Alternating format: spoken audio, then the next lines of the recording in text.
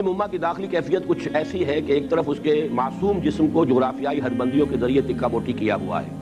تو دوسری جانب اس کے جسم اطہر کو دینی مسالک و تنظیمات، سیاسی عقائد اور بے شمار علاقائی، لسانی، نسلی، قبیلہ جاتی اور ذات برادری کی سطح پر گروہ بندیوں اور زمانے کے چلن اور رہبران فن کی تقلید میں،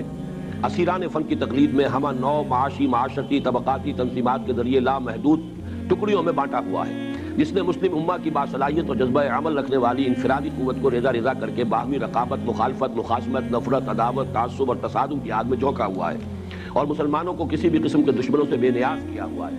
بڑا پیارا انداز ہے جو بات انہوں نے کہی ہے کہ واقعہ یہ ہے کہ ہم تو اپنے دشمن خود بنے ہوئے ہیں، باہر کے دشمنوں کو ضرورت بھی نہیں ہے، لیکن بہرحال باہر کا دشمن بھی ہماری ان اندرونی کیفیات کو ایکسپلائٹ کرتا ہے، اسے کرنا چاہیے، اسے تو اپنے مقاصد کے لیے ہماری ان کمزوریوں کو استعمال کرنا ہے، لیکن اس کا سبب کیا ہے؟ اس کا سبب کیا ہے؟ اللہ تعالیٰ نے اس کا سبب بیان کیا ہے کہ یہ بھی عذاب کی ایک شکل ہوتی ہے۔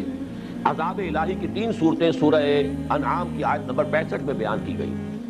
قُلْ هُوَ الْقَادِرُ عَلَىٰ أَن يَبْعَثَ عَلَيْكُمْ عَذَابًا مِّن فَوْقِكُمْ أَوْ مِن تَحْتِ أَرْجُلِكُمْ أَوْ يَلْبِسَكُمْ شِيَعًا وَيُذِيقَ بَعْضَكُمْ بَأْسَ بَعْضٍ۔ اے نبی ان کو بتا دیجئے اللہ قادر ہے کہ تم پر کوئی عذاب تمہارے سروں کے اوپر سے نازل کر دے،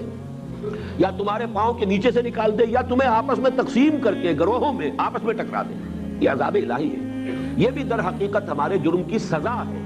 اور علاج اس کا وہی آب نشاط انگیز ہے ساقی۔ اس کام کے لیے، اعلیٰ مقصد کے لیے دعوت ہو تب جمع ہو سکیں گے آپ،